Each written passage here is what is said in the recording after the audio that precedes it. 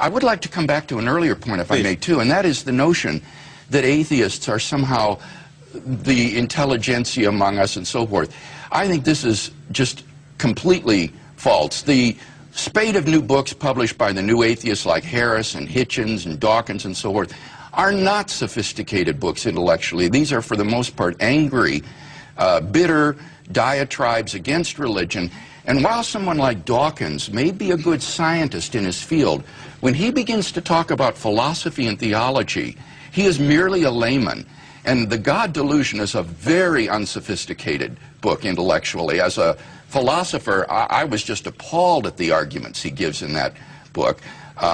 It is an embarrassment, really, I think. Well, I can agree, and I suspect Michael may as well. That I think he would, too. If you look at the reviews, this man is respected in his field. Yes. But this book, if you look at the reviews, they're quite damning. I used to work with Chris Hitchens. He's a bright guy. He's a fun guy. This is not a profound book. It's a fun book in many ways. So I think most people would agree that the three you mentioned in particular, Dawkins, Harris, and Hitchens, what they've written is not first-class scholarship. However, there are first-class scholars and genuine intellectuals who do not believe at all in God. Certainly there are, Michael, but there has also been, especially over the last 50 years, since the late 1960s, a literal revolution in my discipline, philosophy, in the Anglo-American world, which has brought about a renaissance of Christian philosophy, such that some of our finest philosophers at our most prestigious universities are now outspoken Bible-believing Christians. Sir? I'm sorry, where is this philosophical revolution taking place? In the Anglo-American realm. The ones dominated by assumed atheists, like people like Ayer, people like Bertrand Russell, who really dominate. Like, I'm sorry, I just never have heard What was the first this. thing you said? I think you meant Ayer. Oh, Frank A.J. Ayer. A.J. Ayer. But that's a bygone generation, Michael. I'm talking about today. Okay, let's talk about people from today, like Quine, right? He's dead too. Well, he died only a couple of years. Like, So did Freddie Ayer, but I mean... Let's talk about, let's name names, people like Richard Swinburne at Oxford University, Robert and Marilyn Adams at Oxford, Brian Leftow at Oxford, people like Alvin Planning at University of Notre Dame, Peter Van Inwagen, Dallas Willard, Eleanor Stump. I mean, I could go on and on naming names at top universities in America and England who are outspoken Christians, such that the face of my discipline, compared to the 1930s and 40s, when Russell and Ayer were dominant, has been utterly transformed. Agora vamos a algumas pesquisas de campo e pesquisas laboratoriais que têm a ver com este assunto da razão e fé, Deus, academia, etc. O Dr. Herbert Benson está há mais de 35 anos à frente do Instituto Mente e Corpo da Faculdade de Medicina da Universidade de Harvard. Ali mesmo em Harvard, por décadas, o Dr. Benson tem se dedicado a pesquisas que mostram como a meditação e a fé em Deus melhoram a saúde. Até doenças crônicas e tratamentos químicos fortes, como os de câncer, podem ter os seus efeitos aliviados pelo exercício da fé e da meditação em Deus. Estaria o professor de Harvard falando uma besteira? Estaria ele errado em propor um estudo laboratorial sobre a fé da humanidade? E um detalhe, ele é bem específico em dizer fé em Deus, não fé numa potencialidade interna ou no exercício do poder do pensamento positivo. O seu assunto é espiritualidade e não otimismo mental. Pesquisadores da Faculdade de Medicina da Universidade Johns Hopkins, liderados pelo Dr. Jeff Levin, concluíram que a frequência religiosa a cultos numa igreja, ainda que seja mensal, reduz em mais de 50% as chances de uma pessoa adquirir doenças do coração, efizema, cirrose, depressão, tentativa de suicídio e até alguns tipos de câncer. Será que aquilo que Dawkins chamou de estupidez em acreditar em amigos imaginários é mesmo uma estupidez? E em caso positivo, que estupidez é essa que traz tantos benefícios? E o nosso questionamento não para por aí. Mais recentemente, dois famosos neurocientistas, os doutores Andrew Newberg e Mark Waldman, lançaram o livro Como Deus Muda Sua Mente. Foi uma revolução no mundo da neurociência. Este livro é uma versão popular de pesquisas feitas por esses especialistas e uma longa lista de acadêmicos em medicina da Universidade da Pensilvânia. Mesmo não tendo nenhuma agenda religiosa e apostando na existência de Deus como uma possibilidade, mas não uma certeza, estes pesquisadores detectaram os bons efeitos da fé sobre o nosso cérebro. E não uma fé qualquer, eles estão falando também de espiritualidade, meditação e, por mais estranho que pareça, fé em Deus.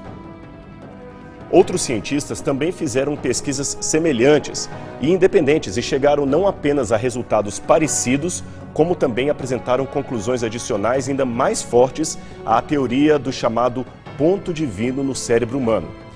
Dentre estes estão os doutores Justin Barrett, antropólogo, psicólogo experimental e professor da Universidade de Oxford, e Jordan Grafman, chefe do Departamento de Neurociência Cognitiva do Instituto Nacional de Distúrbios Neurológicos e Derrame. Grafman é ainda autor de uma das pesquisas mais recentes sobre o assunto, que foi publicada na conceituada revista científica Proceedings of the National Academy of Science. O que esses pesquisadores concluíram é que a mente humana foi projetada para crer num ser superior. E quando isto não acontece, a tendência é compensar a carência de fé adorando algo no lugar de Deus. Alguns desses autores, como o próprio Dr. Newberg, que nem é religioso praticante, sugeriu que a ciência deveria levar a sério esse assunto, estudando o que eles chamam de neuroteologia, um termo hoje aceito por vários especialistas de várias áreas. É lógico, porém, que isto não implica em provar pela ciência as doutrinas da fé ou a veracidade desta ou daquela religião.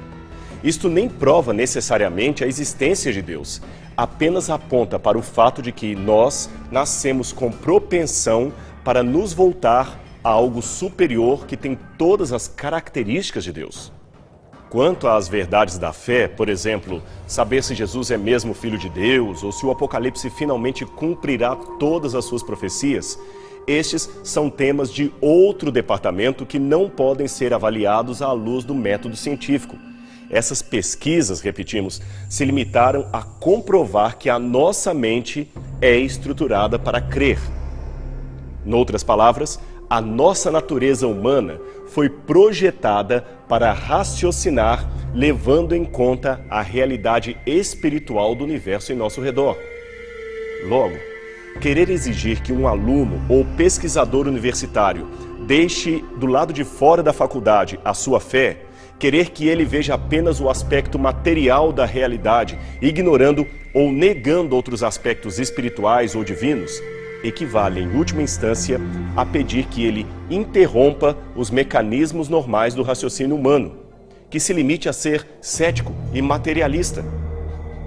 Ora, isto é uma negação da capacidade de raciocínio do ser humano, para não dizer uma mutilação arbitrária de suas potencialidades cognitivas. Antes que essas recentes pesquisas fossem realizadas na neurociência, o Dr. Viktor Frankl, fundador da terceira escola de psicanálise de Viena, também havia chegado a conclusões muito semelhantes.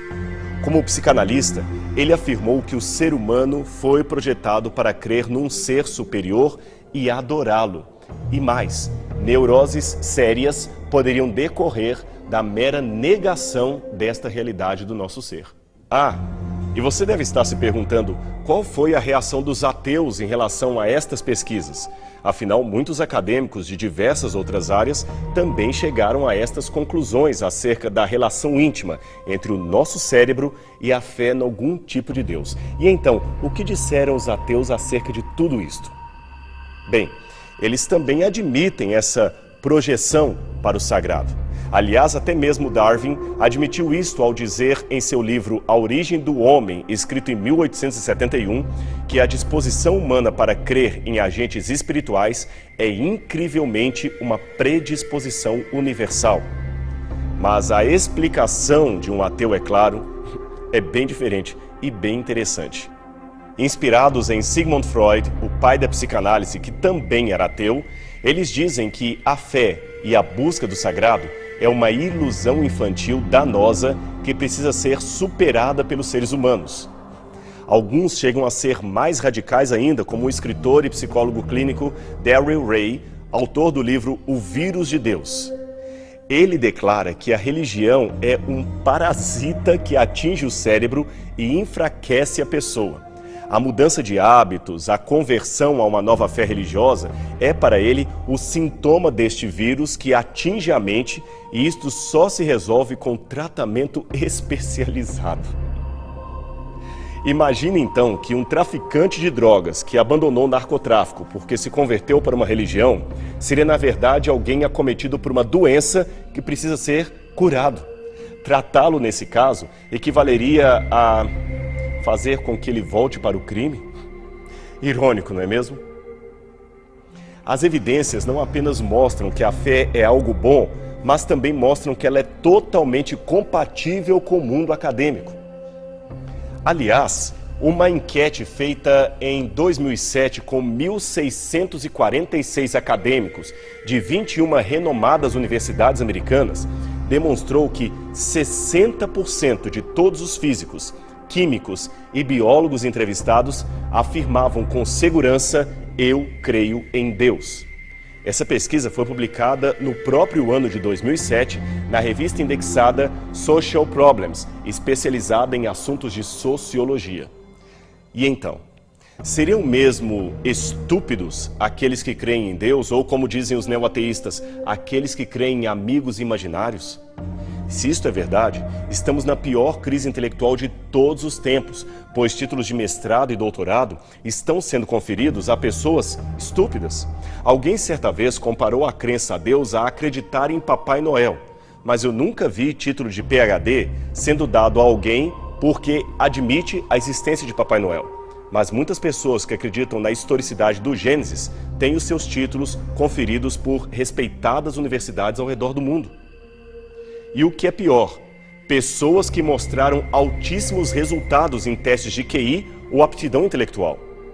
Então, seria o estúpido que crê em Deus o inteligente?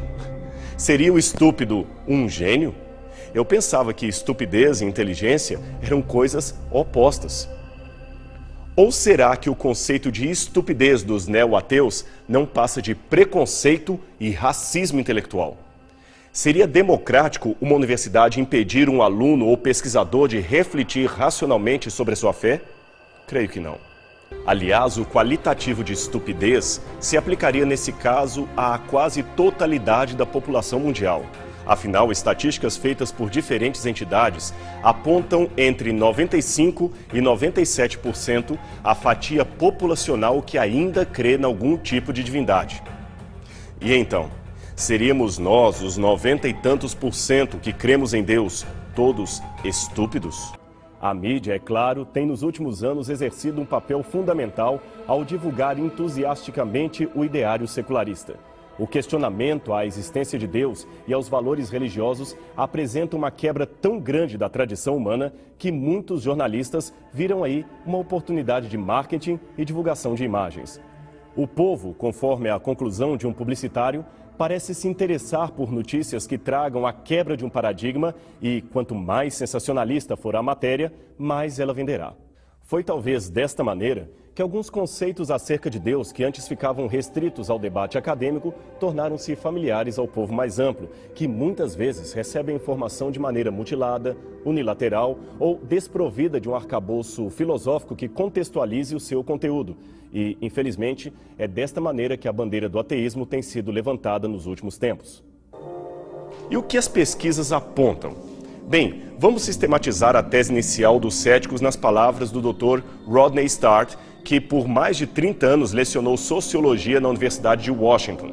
Ele afirmou: na época do Iluminismo, muitos intelectuais do Ocidente anteciparam com ardor a morte da religião, do mesmo modo que os judeus esperavam a vinda de um Messias. Os mais notórios nomes da sociologia, antropologia e psicologia tinham quase unanimemente expressado sua confiança de que, se não seus filhos, certamente seus netos, viveriam para ver o despertar de uma nova era, na qual, parafraseando Freud, as ilusões infantis da religião teriam desaparecido. Você prestou atenção no que ele disse? Agora, as evidências de campo corroboram com esta previsão que ele fez? Pelo contrário, É surpreendente como a religião permanece firme na suposta era pós-fé ou pós-cristã. Mesmo teólogos liberais como Harvey Cox, John Hick e outros se surpreendem como a religião tem triunfalmente sobrevivido à oposição e opressão criada por diferentes formas de antirreligiosidade moderna, que vão desde a secularização, passando pelo cientificismo, até ao materialismo e o comunismo ateístas. Antes de falar da lista de pensadores que ainda mantêm firme a sua crença em Deus, vamos mencionar alguns ex-ateus que já não se mostram tão convictos assim do seu ateísmo. E por que não começar com um dos mais proeminentes filósofos ateus do século XX, o inglês Anthony Flew, que escreveu vários livros em defesa do ateísmo. Este, por exemplo, intitulado Deus e a Filosofia, foi um best-seller que se transformou numa verdadeira bíblia dos ateus, pois versava sobre a divindade e a filosofia desde uma perspectiva ateísta. Na primeira edição do livro, publicado pela primeira vez em 1966, Flew argumentava com tremendo racionalismo a premissa de que a filosofia e a lógica desaprovariam qualquer possibilidade para a existência de um Deus. Mas se você comprar uma edição mais recente do mesmo livro de Flew, notará que o autor escreveu um novo prefácio onde desfaz as suas considerações anteriores. O que teria ocorrido? É que entre uma e outra edição do livro Deus e a Filosofia, o acadêmico inglês participou de alguns debates com teólogos e cientistas cristãos e acabou percebendo a força do argumento teísta para a formação do universo. Note a capa de um dos seus mais recentes livros, There is not a God, Não há um Deus, mas note que o não está cortado como o próprio subtítulo diz. Aqui você vai encontrar a história como o mais notável ateu mudou de ideia acerca de Deus. Esse livro foi escrito juntamente com Roy Abraham Varghese, cuja obra A Maravilha do Mundo, uma viagem da ciência moderna para a mente de Deus, exerceu um grande impacto no pensamento de Flew. Também pudera, propondo o que seria a existência necessária de Deus. Para justificar a própria existência do universo planejado, Varghese cercou de bons argumentos a obra que produzira. Este, aliás, foi sempre o seu feitio, capacidade clara de argumentação em todos os livros que escreveu. Num deles, por exemplo, intitulado Cosmos, Bios e Theos, ele e seu coautor, Henry Margenot, fizeram um magnífico trabalho. Juntos, eles apresentaram o depoimento de nada mais, nada menos que 60 cientistas mundialmente reconhecidos em sua área de atuação, sendo 24 deles ganhadores do Prêmio Nobel. Todos esses, sem nenhuma exceção, afirmaram-se piedosamente crentes em Deus. Para ser honestos, devemos afirmar que Anthony Flew não se converteu ainda à visão de Deus trazida pela Bíblia. Ele prefere falar no Deus de Aristóteles, que criou o universo, mas que não sabemos o bastante a respeito dele. Seja como for, de ateu a crente na existência de um Deus criador, Flew deu um grande salto idealístico que chocou seus ex-companheiros de tribuna ateística. O próprio Richard Dawkins lamentou a perda desse valioso intelectual para o lado do teísmo. Aliás, numa entrevista concedida à revista acadêmica Philosophy Now, Flew declarou o seguinte: parece-me agora que os resultados de mais de 50 anos de pesquisa sobre o DNA têm provido elementos para um enorme argumento a favor do design, isto é, da existência de um ser superior que fez o universo. E, para surpresa adicional de todos, ele também passou a questionar as teorias naturalistas da evolução. Continua ele. Torna-se extraordinariamente difícil, até mesmo supor a mais leve pressuposição de uma teoria naturalista da evolução que pudesse explicar a reprodução do primeiro organismo vivo. E por falar em DNA, o que poucos sabem é que um dos principais responsáveis pelo mapeamento genético do DNA humano, feito em 2001, também fora, na sua juventude, outro ateu convicto que igualmente abandonou a descrença para crer piamente na existência de Deus. Ele é o biólogo americano Francis Collins, diretor do Projeto Genoma e um dos cientistas mais notáveis da atualidade. Desafiado por colegas que ainda permanecem ateus, Collins lançou seu livro The Language of God, A Linguagem de Deus, que foi uma bomba contra o ateísmo. Nas 300 páginas dessa obra, o biólogo conta como deixou de ser ateu para tornar-se cristão aos 27 anos e narra as dificuldades que enfrentou no meio acadêmico para revelar a sua fé, que, aliás, permaneceu secreta por muitos anos por medo de ser rejeitado por outros membros da academia. Collins, a bem da verdade, ainda acredita que é possível conciliar a teoria de Darwin e sua fé em Deus, mas nem todos concluem assim. Pelo menos foi o que aconteceu com o bioquímico Michael Beer, professor da Universidade de Lehigh, na Pensilvânia, que, ao escrever os best-sellers A Caixa Preta de Darwin e O Limite da Evolução, anotou não apenas os sérios problemas científicos com esta teoria, como também percebeu a sua incompatibilidade com a crença num Deus criador. E que tal fechar este ciclo de ex-descrentes com um erudito literário irlandês conhecido mundialmente por suas obras de ficção? Com o sucesso mundial de As Crônicas de Nárnia, o nome do seu criador, C.S. Lewis, tornou-se igualmente conhecido entre o público em geral. Porém, o que nem todos sabem é que o próprio Lewis foi um brilhante professor de Oxford, outro intelectual de envergadura que também se decepcionou com o ateísmo, deixando-se envolver confortavelmente pelos braços da fé em Cristo. Veja agora algumas de suas notas acerca de sua nova fé em Deus, assim que deixou de ser um ateu convicto. Deus sussurra a nós na saúde e prosperidade, mas sendo maus ouvintes, deixamos de ouvir a voz de Deus. Então ele gira o botão do amplificador por meio do sofrimento. Aí então ouvimos o rimbombar de sua voz. O sofrimento é o megafone de Deus para um mundo surdo. Para a tarefa mais elevada de ensinar coragem e paciência, jamais fui tolo o bastante para considerar-me qualificado. Nem tenho qualquer coisa a oferecer a meus leitores, exceto minha própria convicção de que, quando é preciso suportar a dor, um pouco de simpatia humana tem mais valor do que muito conhecimento. Um pouco de simpatia tem mais valor do que muita coragem. E a menor expressão do amor de Deus supera tudo. Como você pôde ver, não é a intelectualidade de uns que prova ou desmente a existência de Deus, pois há acadêmicos que o negam, enquanto outros, de mesmo calibre mental, correm para ele. A diferença está na decisão que cada um toma acerca dessa verdade, pois, embora Deus seja, segundo a teologia, um ser onipotente, sem nenhuma fraqueza, ele paradoxalmente possui um ponto vulnerável. E você sabe qual é? Deus pode ser rejeitado. Não há neutralidade em relação à sua pessoa. Portanto, que decisão você toma a esse respeito? Em 1997, Edward Larson, da Universidade da Geórgia, resolveu refazer a pesquisa de Leuba, usando, desta vez, praticamente a mesma metodologia da entrevista anterior de 1914. Os números não foram muito diferentes. Uns 60% responderam à enquete, um percentual alto. E destes, 40% disseram crer em Deus e 45% disseram não crer em Deus. 15% deram respostas dúbias.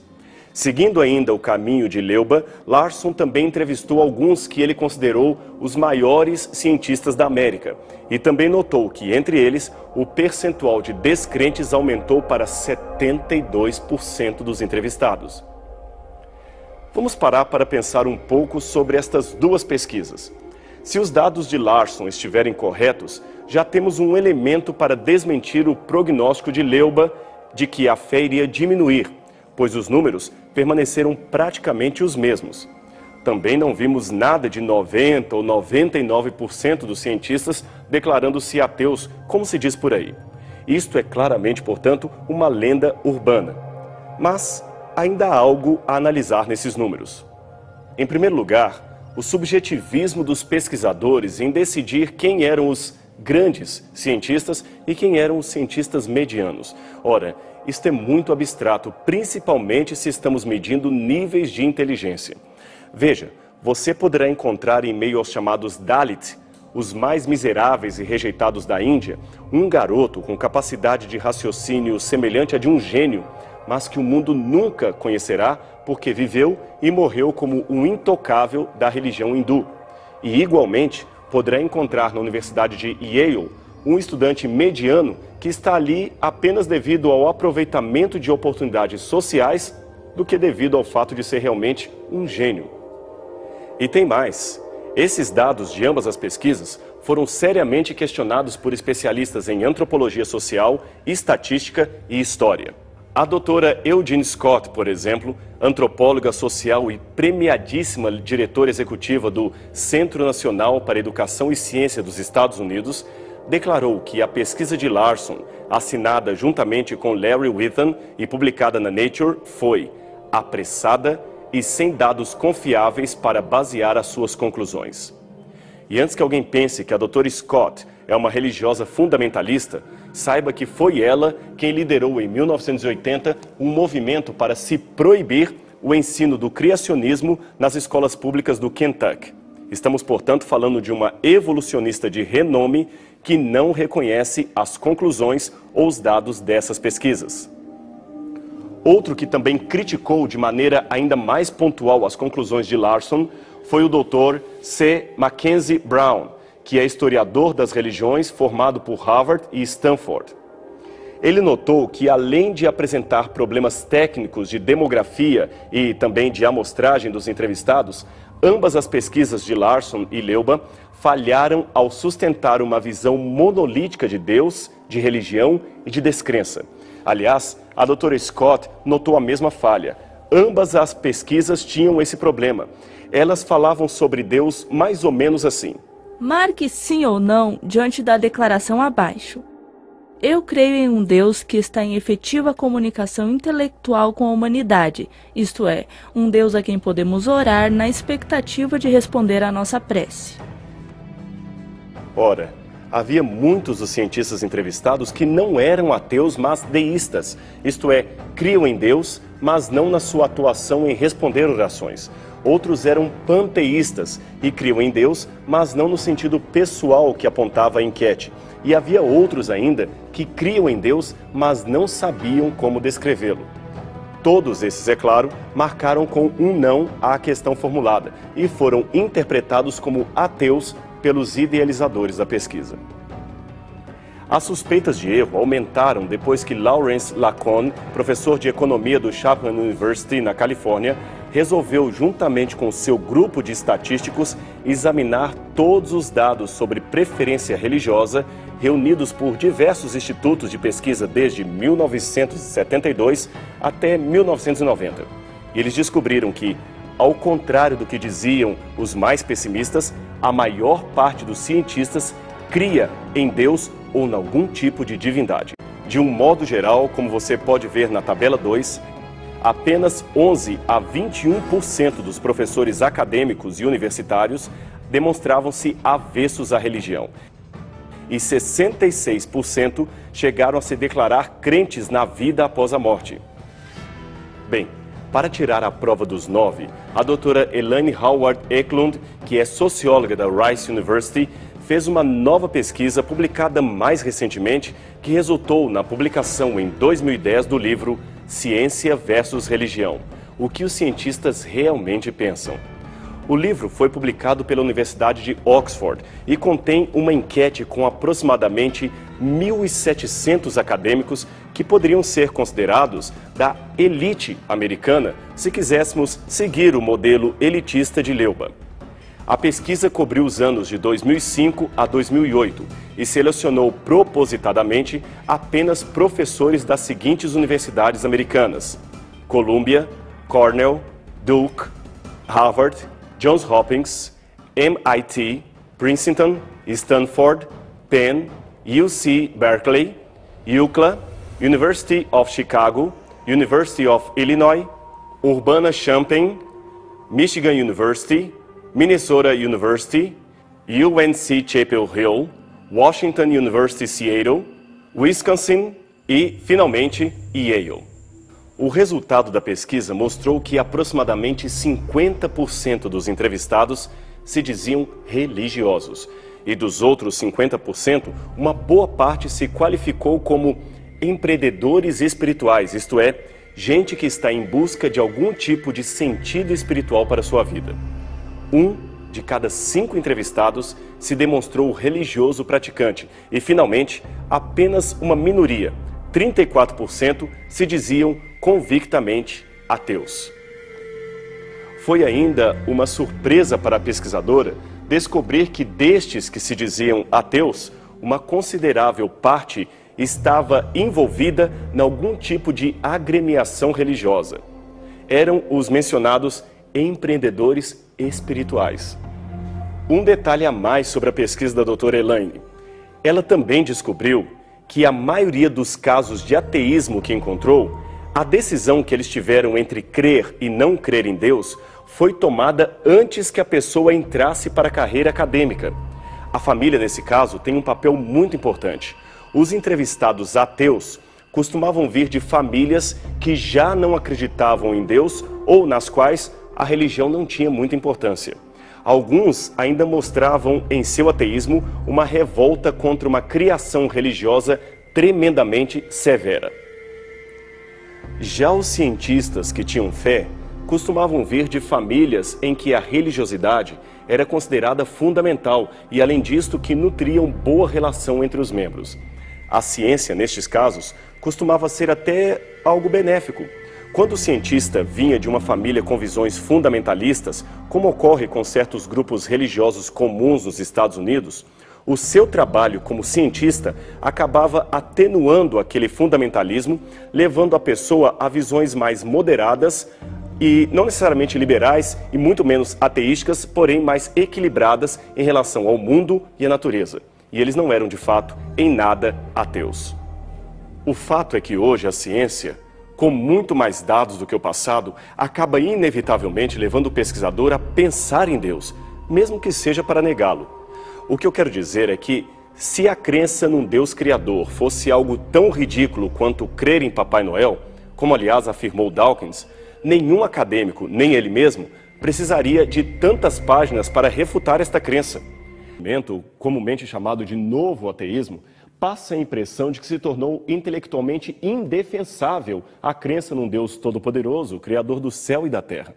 Porém, essa é uma falsa impressão que ignora a verdadeira revolução intelectual pró-Deus que tem acontecido desde os anos 60, especialmente no campo da filosofia produzida nas universidades americanas e da Europa. Aliás, mesmo nos anos 60, era tão grande o número de intelectuais que passavam pouco a pouco a descrer do verificacionismo para aceitar a realidade de Deus, que Keaton Smith, professor ateu de filosofia na Universidade de Western, em Michigan, declarou no artigo o seguinte: lamento o fenômeno da dessecularização que vemos no departamento de filosofia desde os anos 60.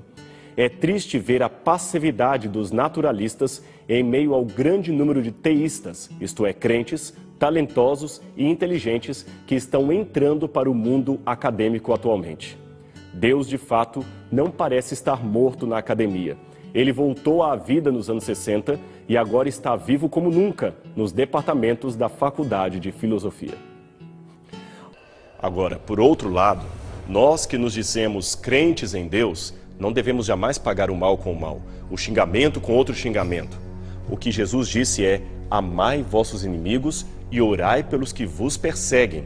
Esta foi a ordem do Mestre. Se você crê em Deus, tem que cumprir isto ao pé da letra. Ademais, devemos nos conscientizar que muitas vezes uma pessoa que se diz ateia está apenas negando a caricatura de Deus que falsos religiosos desenharam para ela. Um Deus tão amargo, frio, fanático ou até sem graça, que eu mesmo o rejeitaria se a única imagem que eu tivesse dele fosse esta. Por outro lado, alguns ateus apontam tantos erros cometidos em nome da fé, reconhecidos erros como Guerra Santa, Inquisição, atentados, etc., que acabam imitando o modelo que eles tanto denunciam. Portanto, cuidado. Se você é um desses ateus militantes que ataca com tanta força a fé por causa dos erros que ela cometeu no passado e acentua demais esses erros, novamente, cuidado. Pois quando você contempla demais o abismo também contempla você. E foi um ateu que nos advertiu disto. O seu nome? Friedrich Nietzsche. Vamos lá. Trabalhe pelo menos com a hipótese de Deus. Abrace de coração esta possibilidade. Apenas a possibilidade. Isto é tudo que o Espírito Santo precisa para entrar em sua vida e mostrar a realidade do céu e a realidade de Deus. Pense nisto com carinho. E a gente estará aqui na próxima semana com você, no seu programa Evidências. Até lá.